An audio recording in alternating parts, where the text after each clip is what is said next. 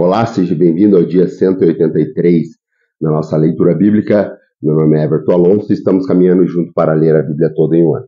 Hoje nós vamos ler a Bíblia em Josué, no capítulo 4. Iremos a Salmos 129, a 130 e 131. Iremos para o profeta Isaías 64, 64, Isaías 64. E iremos a Mateus, no capítulo 12. Antes de iniciarmos, peço que você possa deixar o teu curtir, o teu comentário, o teu compartilhar e ativar o sininho de notificações. Aqui em Josué, no capítulo 4, nós vamos ler sobre o Memorial das 12 Pedras, que é uma referência que nós vamos encontrar aqui em Josué, no capítulo 4, e a leitura sobre os 12 homens escolhidos de cada tribo. Vamos fazer essa leitura? Josué, no capítulo 4, verso 1.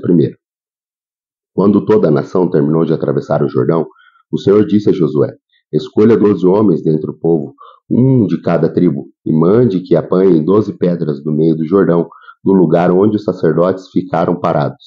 Leve-nas com você para o lugar onde forem passar a noite. Josué convocou os 12 homens que escolhera dentre os israelitas, um de cada tribo, e lhe disse: passem adiante da arca do Senhor, o seu Deus, até o meio do Jordão. Ponha cada uma de vocês uma pedra no ombro, conforme o número das tribos dos israelitas. Elas servirão de sinal para vocês. No futuro, quando seus filhos perguntarem: que significam essas pedras? Respondam que essas pedras do Jordão foram interrompidas diante da arca da aliança do Senhor. Quando a arca atravessou o Jordão, as águas foram interrompidas. Essas pedras serão um memorial perpétuo para o povo de Israel. Quando os israelitas fizeram como Moisés lhe havia ordenado, apanharam 12 pedras do meio do Jordão, conforme o número das 12 tribos de Israel, como o Senhor tinha ordenado a Josué, e as levaram ao acampamento, onde as deixaram. Josué ergueu também 12 pedras no meio do Jordão, no local onde os sacerdotes que carregavam a Arca da Aliança tinham ficado, e elas estão ali até hoje. Os sacerdotes que carregavam a arca permaneceram em pé no meio do Jordão, até que o povo fez tudo que o Senhor ordenara a Josué, por meio de Moisés, e o povo atravessou apressadamente. Quando todos tinham acabado de atravessar, a arca do Senhor e os sacerdotes passaram para o outro lado adiante do povo. Os homens da tribo de Ruben, de Gade e a metade da tribo de Manassés atravessaram preparados para lutar à frente dos israelitas, como Moisés tinha orientado. Cerca de 40.000 homens preparados para a guerra passaram perante o Senhor, uma planície de Jericó. Naquele dia, o Senhor exaltou Josué à vista de todo Israel, e eles os respeitaram enquanto viveu, como tinham respeitado Moisés. Então o Senhor disse a Josué: ordene os sacerdotes que carreguem a aliança, a arca da aliança, que saíam do Jordão. E Josué lhes ordenou que saísse. Quando os sacerdotes que carregavam a arca da aliança do Senhor saíram do Jordão, mal tinham posto os pés em terra seca, as águas do Jordão voltaram ao seu lugar e cobriram como antes as margens. No 10º dia do primeiro mês, o povo subiu do Jordão e acampou em Gilgal, na fronteira leste de Jericó. Em Gilgal, Moisés ergueu as 12 pedras tiradas do Jordão. Disse eles aos israelitas: no futuro, quando os filhos perguntarem aos pais: o que significam essas pedras? Expliquem a eles: aqui Israel atravessou o Jordão em terra seca, pois o Senhor, o seu Deus, secou o Jordão perante vocês até que tivessem atravessado. O Senhor, o seu Deus, fez com que o Jordão fizera como fez o Mar Vermelho, quando secou diante de nós até que tivéssemos atravessado. Ele assim fez para que todos os povos da terra saibam que a mão do Senhor é poderosa e para que vocês sempre temam o Senhor, o seu Deus. Vamos agora para o livro de Salmo. Nós faremos a leitura de Salmo 124, Salmo 30 e Salmo 31. Também são cânticos de peregrinação. São cânticos aqui que, proclamando como o Senhor é justo, da profundeza nós clamamos ao Senhor e Ele nos ouve, independente do lugar onde nós estivermos. E, de fato, quando nós colocamos a nossa esperança no Senhor, Ele é o Senhor que pode nos resgatar. Vamos a essa leitura? Salmo 128, Salmo 129 e... me perdoe, Salmo 129, Salmo 130 e Salmo 131. Vamos lá. Salmo 129 diz assim: muitas vezes me oprimiram desde a minha juventude, que Israel repita. Muitas vezes me oprimiram desde a minha juventude, mas jamais conseguirão vencer-me. Passaram um arado em minhas costas e fizeram longos sulcos. O Senhor é justo. Ele me libertou-me das algemas dos ímpios. Retrocederam envergonhados todos que odeiam Sião.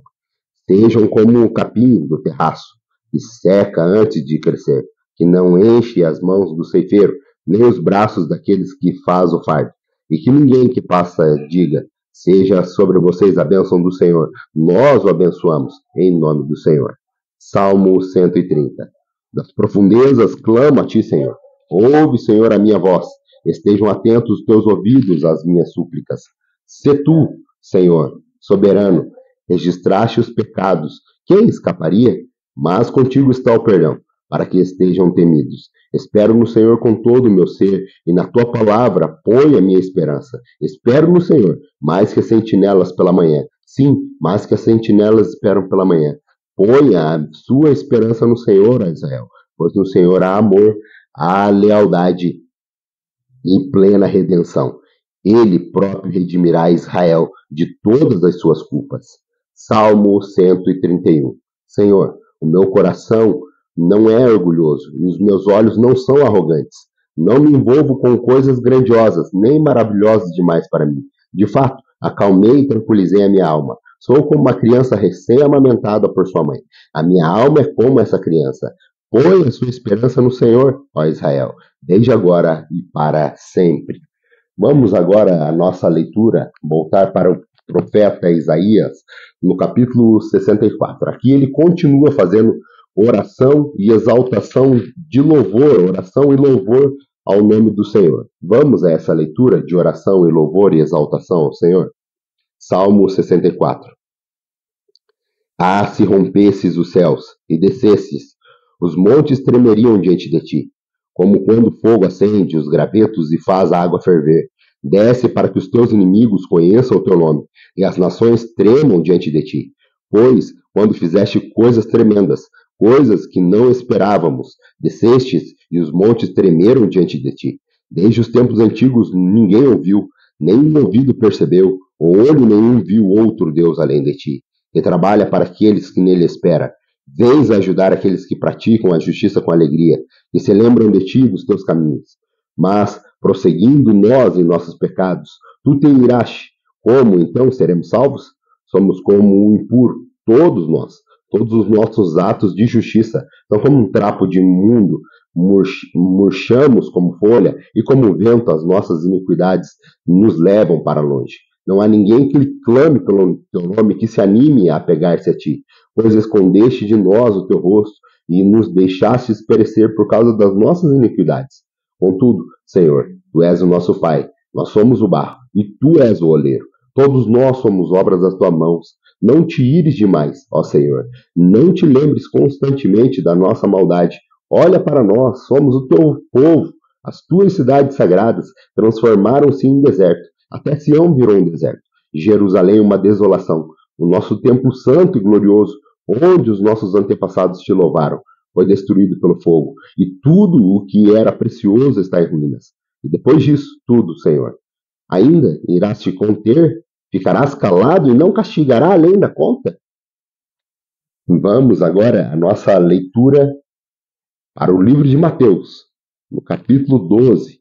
Aqui nós vamos ler Jesus falando que ele é o Senhor do sábado, ele também expressando que o servo escolhido de Deus, a acusação que fazem contra Jesus, o sinal de Jonas que seria enviado, e também a mãe e os filhos e os irmãos de Jesus. A mãe e os irmãos de Jesus falando, Jesus apontando para esse caminho aqui em Mateus, no capítulo 12. Vamos a essa leitura?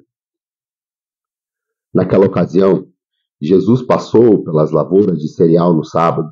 Seus discípulos estavam com fome e começaram a colher espigas e comê-las. Os fariseus, vendo aquilo, lhe disseram: Olha, os teus discípulos estão fazendo o que não é permitido no sábado. Ele respondeu: Vocês não leram o que Davi fez com ele, quando ele e seus companheiros estavam com fome? Ele entrou na casa de Deus e, junto com seus companheiros, comeu os pães da presença, o que não lhe era permitido fazer, mas apenas o sacerdote. Ou vocês não leram na lei que o sábado os sacerdotes no templo profanaram esse dia e, contudo, ficaram sem culpa? Eu digo a vocês que aqui está o que é maior do que o tempo. Se vocês souberem o que significam essas palavras, desejo misericórdia e não sacrifício, não teriam condenado inocentes. pois o Filho do Homem é o Senhor do sábado. Saindo daquele lugar, dirigiu-se à sinagoga deles, e estava ali um homem com uma das mãos atrofiadas. Procurando um motivo para acusar Jesus, eles lhe perguntaram: é permitido curar no sábado? Ele lhe respondeu: qual de vocês, se tiver uma ovelha e ela cair num buraco no sábado, não irá pegá-la ou tirá-la de lá? Quanto mais vale um homem do que uma ovelha. Portanto, é permitido fazer o bem no sábado. Então ele disse ao homem: estenda as mãos. E ele estendeu as mãos e ela foi restaurada, e ela ficou boa como a outra. Então os fariseus saíram e começaram a conspirar como poderiam matar Jesus. Sabendo disso, Jesus retirou-se daquele lugar. Muitos o seguiam. Ele curou todos os doentes que havia entre eles, advertindo-os que não dissessem quem ele era. Isso aconteceu para que se cumprisse o que fosse dito por meio dos profetas Isaías: eis o meu servo, a quem escolhi, o meu amado, em quem tenho prazer. Porém sobre ele o meu espírito, e ele anunciará justiça às nações. Não discutirá, nem gritará. Ninguém ouvirá sua voz na rua. Não quebrará o caniço rachado. Não apagará o pavio que fumega, até que leve a vitória à justiça. Em seu nome, as nações porão a sua esperança. Depois disso, levantaram-se um endemoniado que era cego e mudo, e Jesus o curou de modo que ele pôde falar e ver. Todo mundo ficou atônito e disse: não será este o filho de Davi?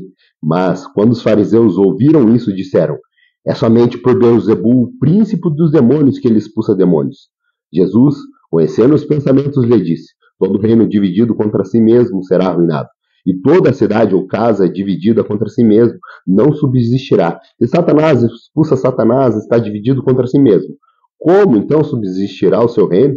Se eu expulso demônios por Beelzebul, por quem expulsam os filhos de vocês? Por isso, eles mesmos serão juízes sobre vocês. Mas se é pelo Espírito de Deus que eu expulso demônios, então chegou a vocês o reino de Deus. Ou como alguém pode entrar na casa do homem forte e levar dali os seus bens sem antes amarrá-lo? Só então poderá roubar a casa dele. Aquele que não está comigo está contra mim, e aquele que comigo não ajunta espalha. Por esse motivo eu digo a vocês: todo pecado e blasfêmia serão perdoados aos homens, mas a blasfêmia contra o Espírito não será perdoada. Todo aquele que disser uma palavra contra o Filho do Homem será perdoado, mas quem falar contra o Espírito de Deus não será perdoado nem nesta era e nem na que há de vir. Considere: uma árvore boa dá bom fruto, e uma árvore ruim dá fruto ruim, pois uma árvore que é conhecida pelos seus frutos. Raça de víboras, como podem vocês que são maus dizer coisas boas? Pois a boca fala do que o coração está cheio. O homem bom do seu bom tesouro tira coisas boas, e o homem mau do seu mau tesouro tira coisas más. Mas eu digo que, no dia do juízo, os homens haverão de dar conta de toda a palavra inútil que tiverem falado, pois por suas palavras vocês serão absolvidos, ou pelas suas palavras vocês serão condenados.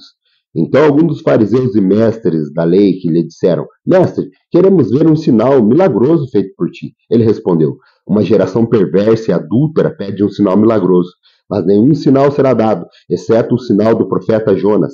Pois assim como Jonas esteve 3 dias e 3 noites no ventre de um grande peixe, assim o Filho do Homem ficará 3 dias e 3 noites no coração da terra. Os homens de Nínive se levantarão no juízo com essa geração e a condenarão, pois eles se arrependeram com a pregação de Jonas. E agora está aqui o que é maior do que a Jonas.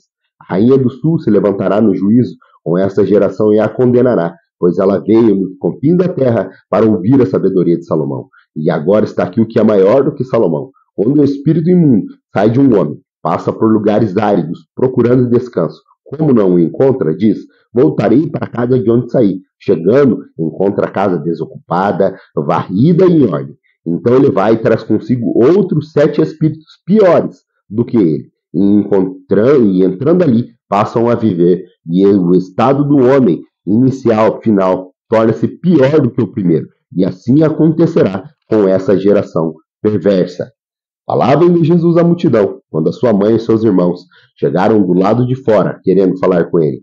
Alguém lhe disse: tua mãe e teus irmãos estão lá fora e querem falar contigo. Quem é minha mãe e quem são os meus irmãos? Perguntaram ele. E ele, estendendo as mãos para os discípulos, disse: aqui estão a minha mãe e os meus irmãos, pois quem faz a vontade de meu Pai que está no céu, este é meu irmão, minha irmã e minha mãe. Essa é a nossa leitura de hoje. Muito obrigado pela tua companhia. Aguardo você amanhã, se assim Deus nos permitir, para mais esse compromisso de leitura bíblica. De pouquinho em pouquinho, nós vamos construindo o nosso alicerce para finalizar a leitura no final do ano. Obrigado pela tua companhia, te aguardo amanhã, se Deus assim nos permitir.